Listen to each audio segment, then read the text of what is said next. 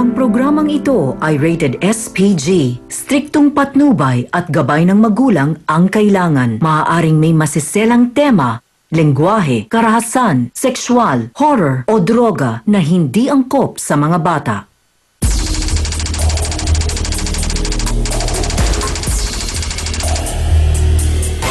Monica Iha, iniwan ng boyfriend kaya nagpakamatay. Naglaslas si Joanne dahil sa kanya.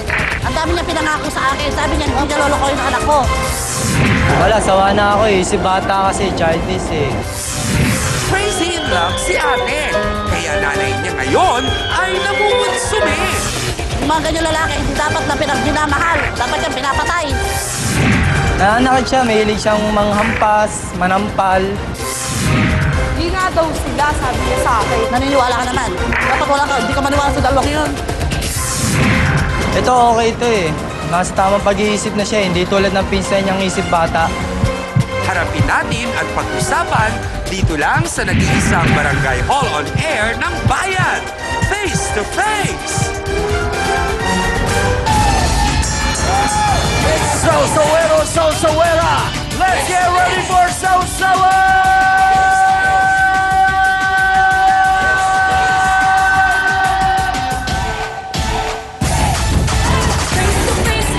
Harapan na naman tayo mga kapatid! Sugod na! Isang oras na naman tayo! Magsasama-sama! Face to face na! Hala! Nako sana nga! Magbati na lang! Wala nang labanan! Usapan na lang! Tara na! Sadyang makulay ang mukha ng buhay. Tayo magharapan, ating pag-usapan. Aminan, awayan at mabukayan. Gusto mo bang makisaw sa taran ng kaibigan? Mga kapatid! Anong sigaw sa umaga? Sinong sisimango? Sinong ngingiti? Face to face! Ang mga problema? Face to face! Talikuran. Harapin mo! Face to face! Yeah! At ngayon, eto na ang first lady ng nag-iisang Barangay Hall on Air! Ang pambansang kapitana, Jack Ami Perez! Good morning, mga kapatid, mga kasawsawan. Lunod sa pag-ibig si Unica Iha. Kaya naman nang iwan siya ni boyfriend, ginusto na niyang ma-dead. Wag naman, Hans. Usapang heartaches tayo. Makaka-relate kaya kayo? Naku, Chang, mukhang maraming mga bagets ang makaka-relate sa ating istorya ngayon. Lalo na itong mga batang-bata nating kasama. Hindi ba? B1 at B2, minsan na ba kayong nasawi sa pag-ibig? Maganda na sa pag-awat, matinding paliwanagan at kailangan natin ang kanilang suporta. Nandyan po si Attorney Ben Acosta, Dr. Camille Garcia, Father Sunny Merida, ang ating pong mahal na trio tagapayo. Kaya naman, what are we waiting for? Let's make it a come on! Face to face na!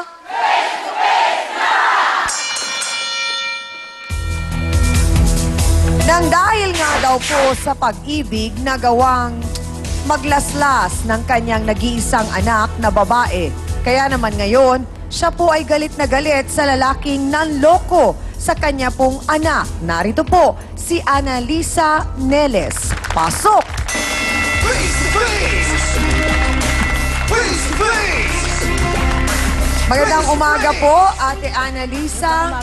Ano po ang nangyari sa inyong anak? Noong February 7 po, nung umaga, nagpaalam po siya sa akin. Pupunta raw po siya sa barkada niya. Tapos nung hapon po, umuwi siya. Pag uwi po niya, sabi ko, parang nakainom ka. Sabi niya, Mama, konti lang. Sabi ko, ano ba problema? Mama, sabi niya, magpapahinga muna ako, matutulog muna ako. Tapos ito yung mother's instinct po, di ba? Parang mga 1 hour o mahigit, umakit ako sa taas. Sinilip ko siya. Tapos nakita ko, may kutsilyo na. Tapos may mga las-las na po siya sa ano. Eh, di nataranta po ako. Iyak na po siya ng iyak. Na itong Brian daw po na to. hiniwalayan daw po siya dahil ayaw na raw po sa kanya ng Brian na to. Ilang taon po ang anak ninyo? 18 po, 18. Ang Opo. pangalan po niya? Joanne Elias. Joanne po. Opo. So, yun lang ang sinabi po niyang dahilan na kaya Hindi po. niya nagawa yun. Sabi po niya, mahal na mahal niya si Brian, hindi niya kaya mawala. Ang isa pong kinasasama ng loob pa niya, pinsan pa po niya, doon pa niya pinagpalit. Doon siya So, pinagpalit may ni ibang Brian. karelasyon na itong Opo. Brian. Pinsan At pa po niya, nagkataon pamangkin na ko po. pamangkin Opo. po ninyo. Pamangkin ko po. Best friend pa po niya yung pamangkin niya, pamangkin ko na yun. Okay po. Nung nandun kayo sa sitwasyon na yon, ano po ang unang sinabi ninyo sa inyong anak? Ang nasa akin, galit na galit ako. Sabi ko, bumaba po ako. Sabi ko, sandali lang. Tinawag ko po yung kapitbahay ko, pinabantay ko muna siya. Sumugot po ako dun sa kila Brian. Inuna pa ho ninyo ang pagpunta kay Kasi Brian. hindi, na-check ko naman po yung ano. Hindi po ninyo dinala sa Kasi ospital. po, mabababaw lang po. Inano ko po Okay. yung mabababaw lang po. Okay po siya. Tapos nung nakita ko na okay na siya, pero iyak pa rin po siya na iyak. Ako, natataranta ako. Gusto ko, ilabas ko pa yung sa maloob. Galit na galit ko kay Brian. Gusto ko, nung gabi rin yun, makausap ko siya. Aha. Kasi open ho sa akin si Brian. Alam Sabi po ko, ninyo alam ko ang po. relasyon nila. Open po sa akin si Oo. Brian. Kaya nga, Nakakapunta po sa bahay Opo. ninyo si Brian. Opo. Kailan po ba nagsimula itong relasyon nila? 2 taon na po sila mahigit. So, ibig sabihin, 16 pa lang, pinayagan nyo na po si Noong Joanne una po, tinago niya. na Opo, makipagrelasyon. noong una po tinago niya.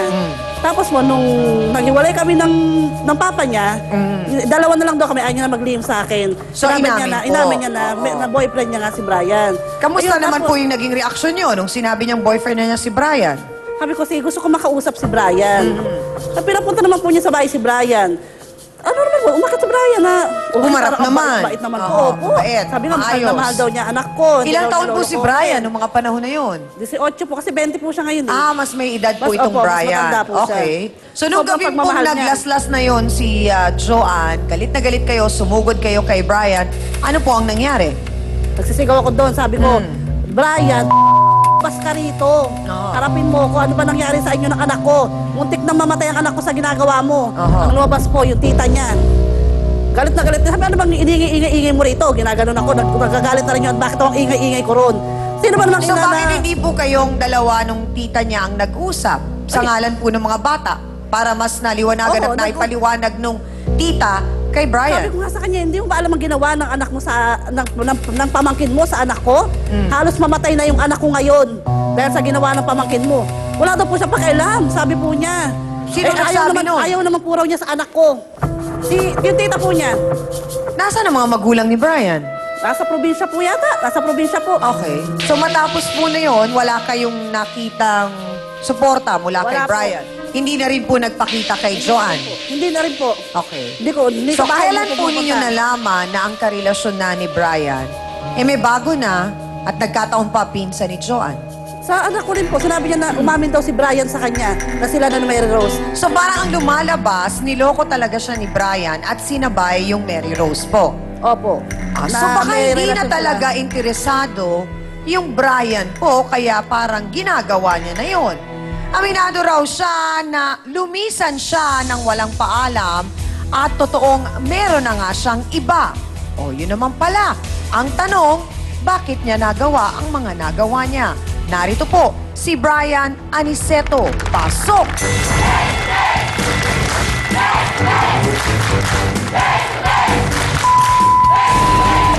Brian, sandali lang. Una sa lahat, inaamin mo na meron ka ng iba. Yung iba na yon ay si Mary. Opo. Kapal ang mukha mo. At kayo na nung Mary Mukha Rose. mo. Opo, kami na po nun. Bakit kailangang maging ganon alam kay Joanne? Sinabi ko sa kanya, ayoko na. Pull up muna kami. Bigyan niya ako ng panahon para makapag-isip kung itutuloy pa na yung relasyon namin. Ah! Talaga. So parang gusto mo, mangyari, magkaroon muna kayo ng space, gano'n? Space, para makita ko yung Space. konting pagbabago sa kanya. Kasi isip bata yung anak niya eh, childish eh. Childish Yung daw. Itong si Joanne. Yun ang sinasabi. Pagka isip bata po kasi. Isip bata, ang sabi ni Brian. Bakit ka ng mga sinasabi niya tungkol kay Joanne? Kikilalanin po natin si Brian at si Joanne sa pagbabalik po ng Face to Face. Bakit ang isang babae ay nakikipagrelasyon sa lalaki? Bakit kailangan may boyfriend-girlfriend? Para po ma-develop yung pagkatao nila kasi pagdadaanan naman po nila magkaroon ng anak, magkaroon ng apo, ganun po, di ba? Medic! Medic! Gising ba kayo? Pag talikuran